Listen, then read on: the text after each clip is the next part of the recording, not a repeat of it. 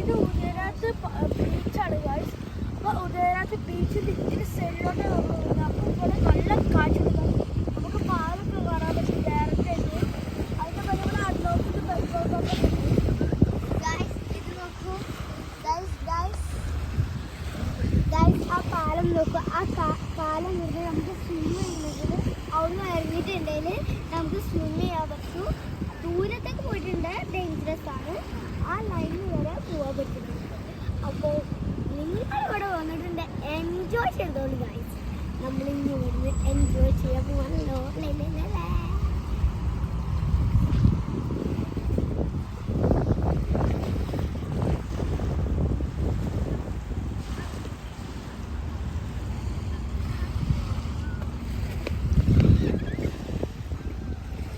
ഞാനപ്പോൾ അഡ്നോക്കിൻ്റെ അങ്ങോട്ടൊന്ന് പോയി നോക്കട്ടെ.